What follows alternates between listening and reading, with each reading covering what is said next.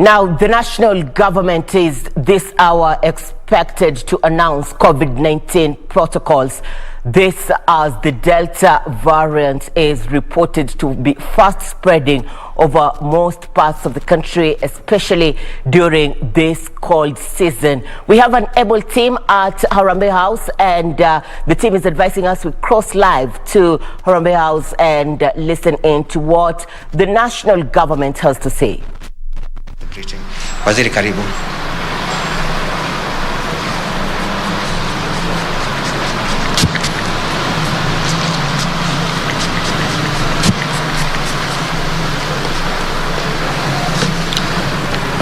Thank you very much, ladies and gentlemen, the IG, Head of Public Service, members of the Fourth Estate. Good afternoon, and once again also let me also apologize alongside my colleague for the slightly late start. Fellow Kenyans, the number of cases of COVID-19 has in the recent days risen sharply countrywide, signaling an urgent need to review and emphasize some of the mitigating measures put in place at the end of June of this year. Recent data from hotspot counties in Nyanza and Western region show that if we stick to measures that we give, it is possible for us to see a decrease in the number of severe cases.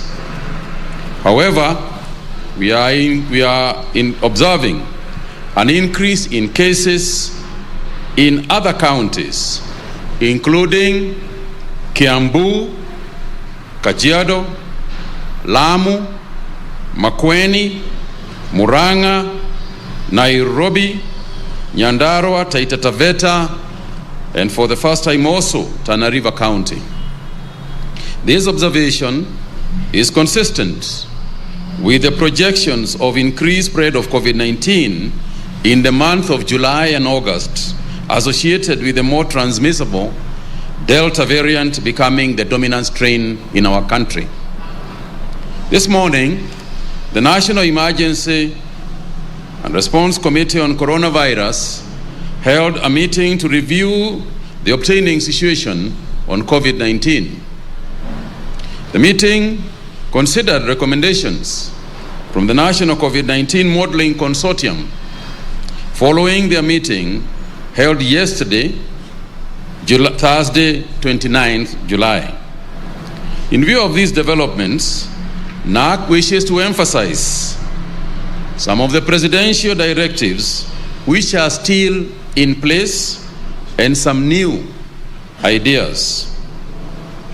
In line with the directive to avoid crowded places where transmission has been shown to be more likely, we once again emphasize that all public gatherings and in-person meetings of whatever nature are suspended countrywide. In this regard, all governments, including intergovernmental meetings and conferences, should henceforth be converted to either virtual or postponed. And there are several meetings that even the government itself had planned in the coming 30 days. All forms of physical congregational worship in the country, churches, mosques, and temples, be permitted as per the guidance of the Interfaith Council and the interfaith protocols that have been developed, but which in the recent past seem to have been abused. In-person worship should be limited to a third of the capacity of the venue in strict adherence with the guidelines and protocols of the Ministry of Health. While indoors, maintain a physical distance of at least 1 meter between people. It is not enough that we have 1/3 of the people inside the church. The idea is to distance. That's why we have got 1/3. So there should be at least 1 meter between people. All restaurants and eateries to ensure that they operate in strict adherence to the protocols provided by the Ministry of Health. Again, there seems to have been a move backwards as far as that particular measure is concerned. There will be strict adherence to the measures. The hours of the ongoing national curfew to continue across the country from 10 p.m. and 4 a.m. This applies now to the counties in the Lake region as well. All employers, including public and private sector, government offices, business and companies, be directed to allow employees to work from home with the exception of employees working in critical or essential services until further notice. All healthcare workers are directed to use the recently revised Ministry of Health national guidelines for case management of suspected or confirmed cases of COVID-19. Members of the public are strongly advised against self-medicating and the use of over-the-counter medicines for treatment of respiratory tract infections and to seek medical attention from qualified healthcare workers. We have lost a few individuals as a result of this, of not following this particular measure. We continue to implore all Kenyans, including those who have received the COVID-19 vaccines, not to let their guard down and urge them to avoid unnecessary movements and gatherings, employ physical distancing, observe strict hand hygiene, and the proper passionate use of face masks both indoors and outdoors. Recent reports globally indicate that even persons who have been vaccinated can contact the virus. The difference is that those who have been vaccinated are getting the disease but with less severity. So it is advised that whether you have been vaccinated or not vaccinated, that you observe the rules as have been spelled out. As the government continues to make every effort to avail vaccines, we strongly encourage Kenyans to get vaccinated against COVID-19, as will be guided from time to time. The vaccines that we are expecting in the next week or two will follow the same pattern that we had before. The above 58s, persons with comorbidities, individuals who are frontline workers, and so on and so forth. The committee also noted with concern the weak link in the fight against the epidemic is a non-compliance of individuals to containment measures and protocols and enforcement of the same. The committee therefore urges every Kenyan to take individual responsibility and be part of the solution. And today, what we would like to urge is that every stakeholder, every institution, to bring in their own areas the theme of be part of the solution. Do not be part of the problem. Be part of the solution. As individuals, we must ask ourselves whether our behavior is contributing to the solution or our behavior is contributing to the problem. We continue to emphasize that it is not possible for police to police every individual individually. And therefore, where there has been success elsewhere, where there has been success globally in maintaining and containing this virus, it is because individuals have taken up upon themselves to be part of the solution rather than part of the problem. Further, the committee noted that the response to COVID-19 is not just a health matter and has encouraged all sectors to get involved, and specific sector leads in government and private sector to engage their respective stakeholders in defining the enforcement measures required. Sectors of particular interest are trade and industrialization, transport, education, interior and interfaith council. Sectors will lead in addressing the country on these measures in the following few days. With regard to the education sector, the current evidence and data does not reflect increased cases among learning institutions, notwithstanding the morbidity and mortality among school-going children has been extremely low. For that reason, and in the meantime, to ensure safe and continued learning in our education institutions, all teachers are strongly implored to present themselves for vaccination against COVID-19. This is to safeguard not only the future generation by ensuring that we continue with the education in our schools, but also is to protect the teachers themselves, particularly those of above 58 who we have continued to implore to work from home.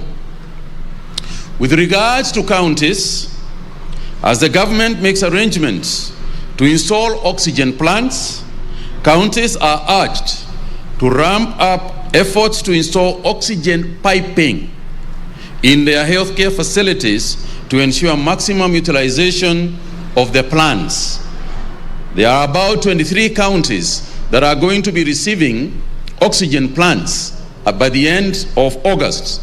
And for them to be effective, for the plants to be effective, there has to be piping in the hospitals where these oxygen plants are being installed. And therefore, as far as those counties are concerned, and indeed in all counties, what we are asking is that we pipe the oxygen instead of relying on oxygen cylinders. This is because, as we stand currently, our hospitals are fairly full, and we want to emphasize that the saving grace in most of the case management is the presence of oxygen or the availability of oxygen. Experience in other countries also showed that those countries that had sufficient oxygen managed to save more people than those without. And it's not just oxygen, it's oxygen that is properly examined, of a quality that passes the standards that we have set to ensure that people are saved.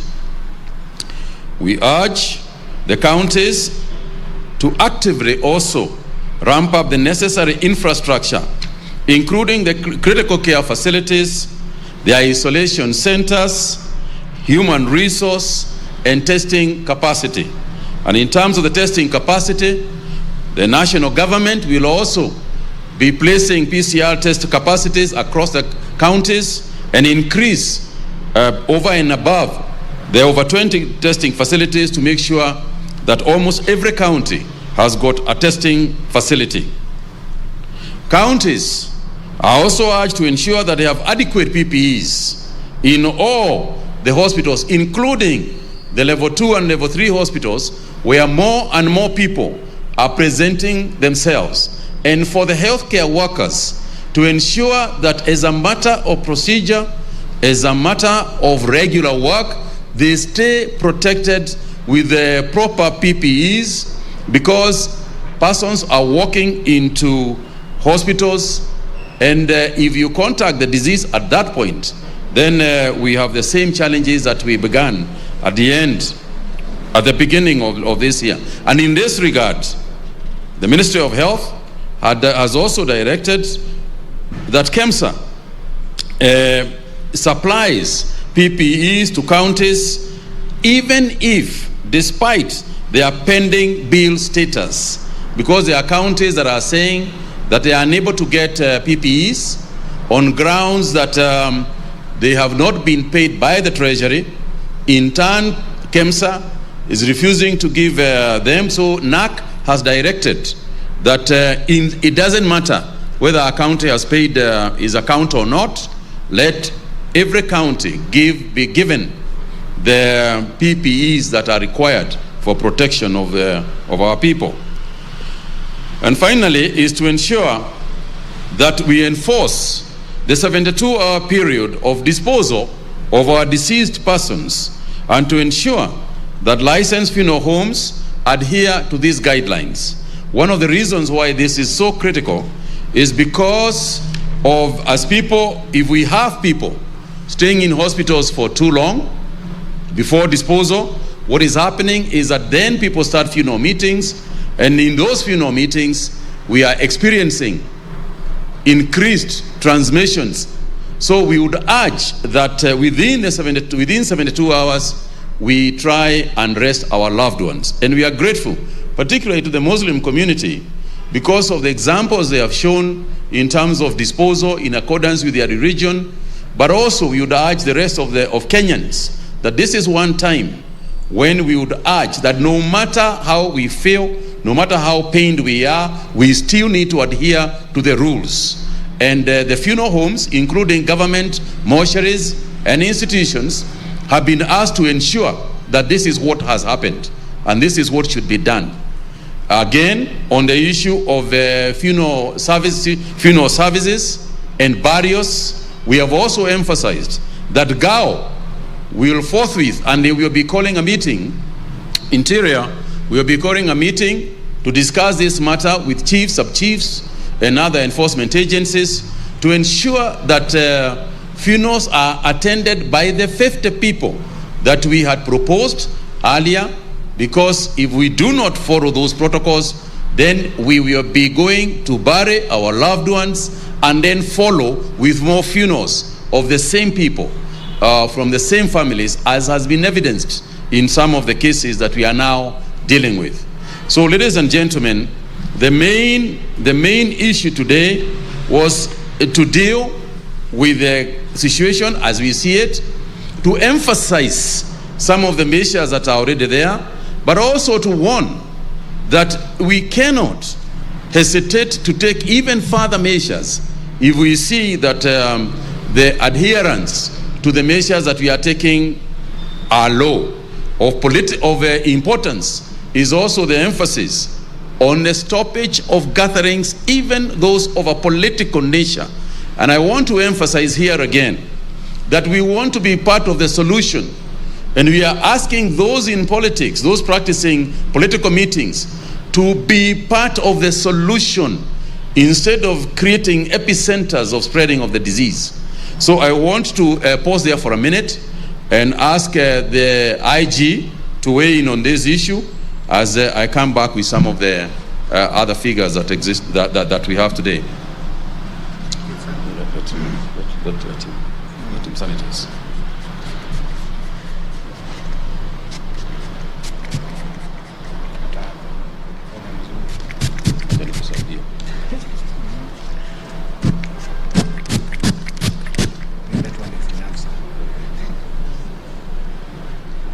Thank you, CS.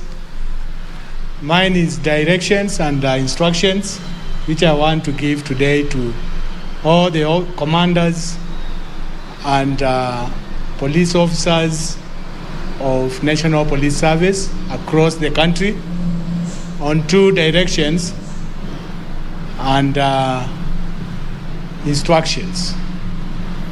All the protocols, CS Mutahi Kagwe has highlighted them. The National Police Service is to enforce that all these protocols are complied. And in that regard, I give instructions to all officers of the National Police Service with effect from today that all those protocols to be enforced and measures stepped up. We will take responsibility. Secondly, I'm asking all the members of public to cooperate with the police.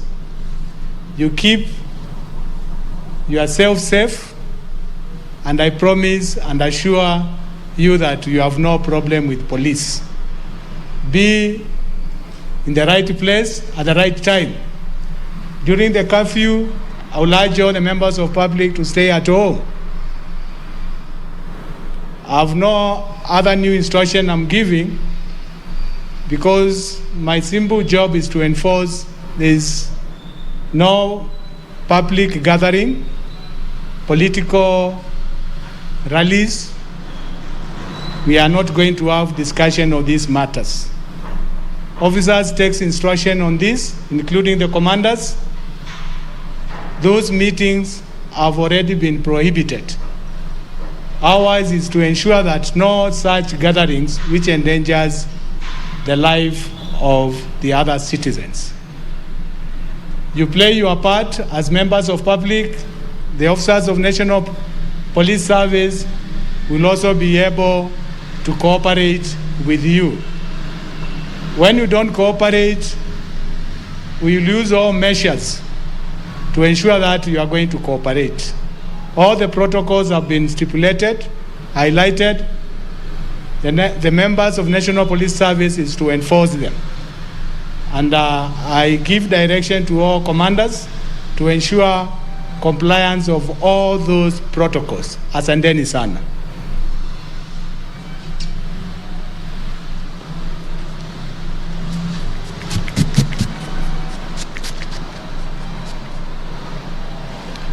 Thank you very much, IG. I think that the only other thing to emphasize as I conclude is that is to appeal to Kenyans that the reason why we are doing these things is now evident. A while back, we did tell Kenyans that it is important for us to have facilities, ICU facilities, and other facilities within the counties. Today, the Nairobi hospitals are stretched to a limit. And the truth of the matter is that if you fall sick today within this country, within this county, you are very unlikely to get a hospital bed. And it is good to call a spade instead of a big spoon, because the truth of the matter is that we are sitting between a difficult situation. We are sitting in difficult times. We are increasing the ICU capacity. We are increasing the ICU capacity in KU, in Kenyatta National Hospital. I am aware that Nairobi Hospital is also increasing its ICU capacity by some 20 beds. We are increasing by some 28 beds at KU. But the truth of the matter is that unless we can contain it at this level, unless we can stop the transmission right now, then it is possible that our health system is going to be overwhelmed. And when that happens, then you have got the scenes like you see in other countries. You saw it in India, where a person dies right in front of a hospital and there is nothing that the doctors can do. So this is not scaring people. This is more to emphasize the need for each person to protect him or herself. We need to protect ourselves, because as I said, you cannot afford to be taken to a hospital where there is no capacity to take care of you. And as we speak, some 400, and nearly 450 patients are on oxygen. They are on oxygen, directly on oxygen. And that is not including the 175 patients who are in ICUs. And as you know, most hospitals don't have that much capacity for ICUs. We have got 1,432 patients across the country who are now hospitalized. And that is not including the nearly 4,000 who are in home-based care. And as for the home-based care people, we are also saying, just because you are being treated at home does not mean that you do not need to check with the doctors and constant supervision to ensure that you continue to be safe.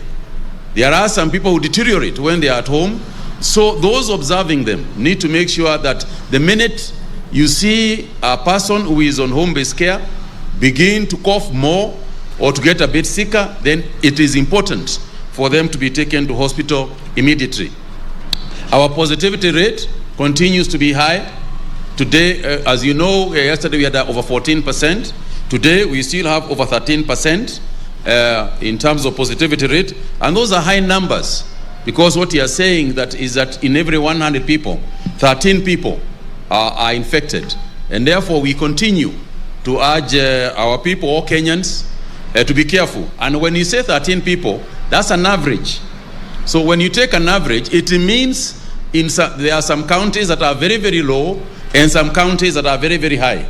The document that the media is going to be given includes the positivity rates in terms of county by county. And some counties have got a high positivity rate, particularly the county that we are currently in. So we would like to urge care, and I keep on saying, let's be part of the solution, not part of the problem. I repeat what we said in this same place sometime last year. Let's never, ever, ever think that we can treat this disease normally. I thank you.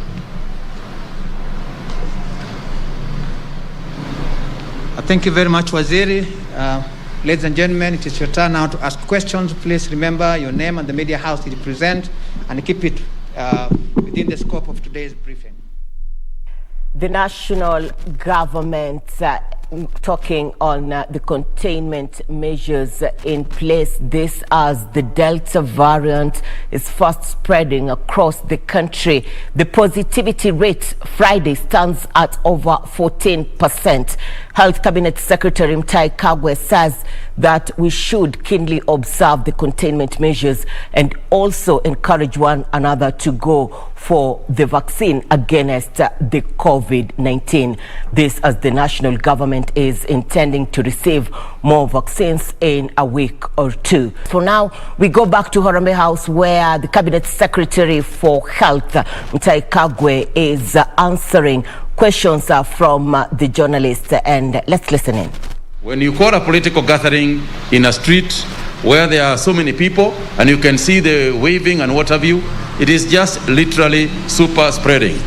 And you know, by the way, and I have said this before, but I want to repeat it for whatever it is worth, that number one is that there is no point of carrying out all these rallies and then we just follow with all these deaths. And then when the deaths come, we go to the funerals and then follow with even more funerals.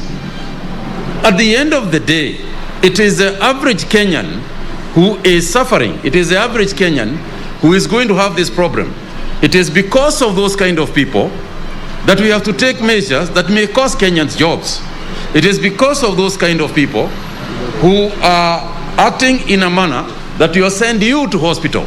And I guarantee you, when you are in a hospital bed, when you are looking for oxygen, they won't be there. They will not be there with you. You will be alone. You'll be gasping for breath on your own. And no politician is going to be there at that time. In fact, the only government body you'll be thinking about is asking why the Ministry of Health is not giving you oxygen. Never mind that the Ministry of Health told you not to go so that you need oxygen. So please, if somebody is calling for a political gathering, why do you have to go? Why do you have to go?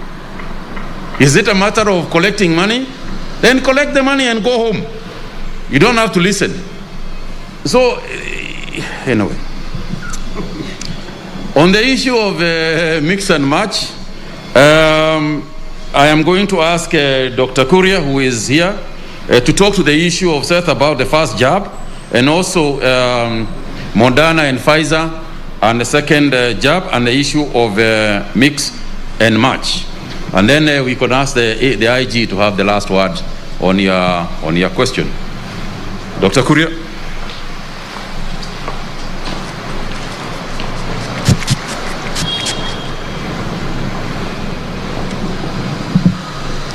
Thank you very much, CS, members of the Fourth Estate. This issue, I think, has been discussed severally in a number of our briefings recently, and it continues to elicit different reactions in people. I think it's based on a study conducted, a few studies though, that have shown the more efficacy of certain vaccines given one following the other. I think specifically it was about Pfizer given after AstraZeneca showing more efficacy and probably eliciting more immune response. And therefore, a few jurisdictions adopting that mode of mix and match, AstraZeneca, then followed by Pfizer. There are, of course, certain regulatory issues that will arise from that, and that the National Task Force on the vaccine rollout is addressing, noting that the WHO has not given any specific recommendations on this mix and match, and different jurisdictions have been left to issue guidances that are country-specific based on those few studies that have been done. As a ministry, also based on our shortages in vaccines and the supply chain challenges that we have, I'm sure that I can confirm to you that the National Task Force on Vaccine Rollout is considering this and the best option they're going to adopt, and this will be advised in due course. In the meantime, we are still encouraging that those who got AstraZeneca initially, it's encouraged that you still get your AstraZeneca if you can get it. As we continue, we advise them later on how that mix and match is going to work in the country. You are also aware about the issue about recent concerns, initial concerns of the effectiveness of the AstraZeneca vaccine on the Beta variant, which I think has since been debunked. And the vaccines that we are using today, AstraZeneca, I think are effective against other variants that we have identified here. I think we have notified earlier that all the variants are prevalent, are circulating in the country, the Alpha, the Beta, and the Delta. Although, as we have advised earlier, the predominant variant right now is the Delta variant. And whatever vaccine that we are using today is still effective against that Delta variant. We continue, of course, studying our data, and we have introduced new case investigation forms so that we can look at whether we are getting any clients getting infected even after vaccination, which again, once analyzed, we look at how effective our vaccines have been against this infection. With the issue of getting a first jab and then getting infected, we still encourage that you get your next jab as scheduled so that we get your full immunity that's as prescribed and as justified by the manufacturers of these vaccines. Thank you.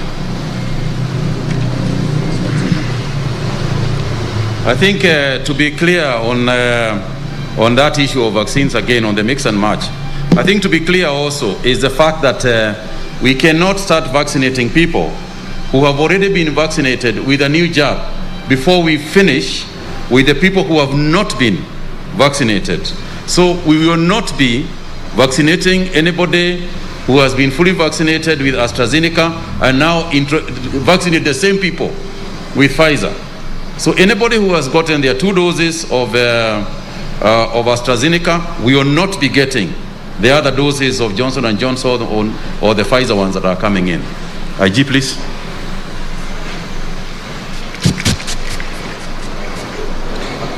Thank you, CS. I need to clarify on the issue of the political rallies.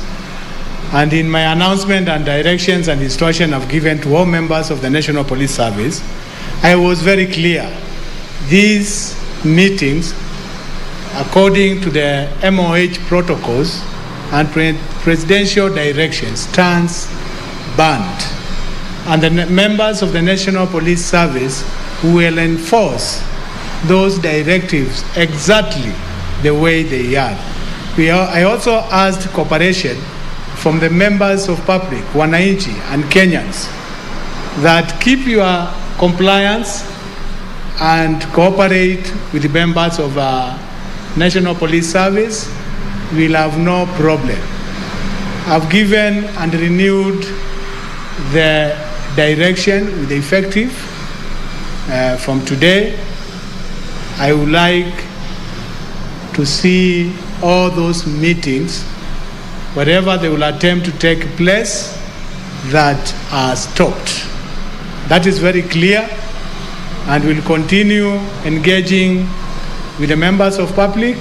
And I advise, don't attend the meetings, so that you also keep yourself safe. Keep yourself safe from the disease, and also keep yourself safe from any enforcement measures. And that will make the work of the two parties simple and easy, to comply.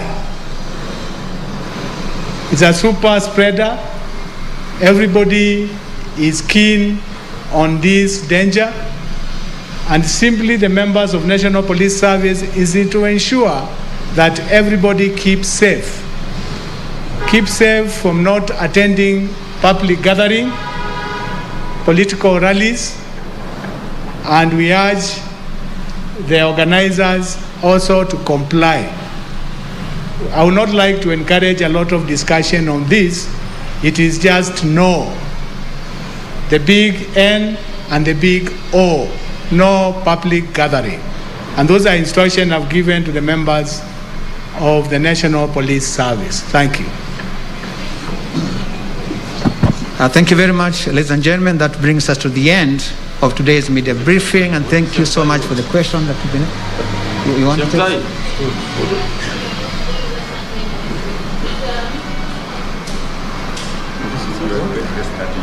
What? Okay.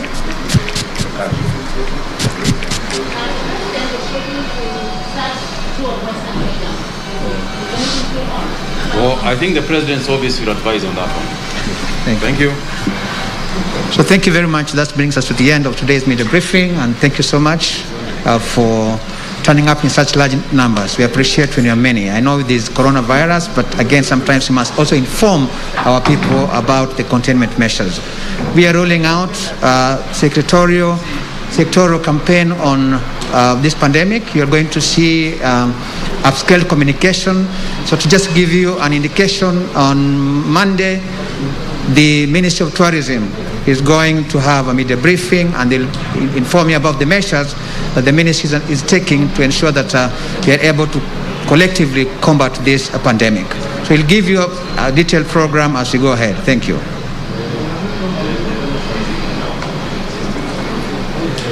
The national government addressing the nation on COVID-19 containment measures right from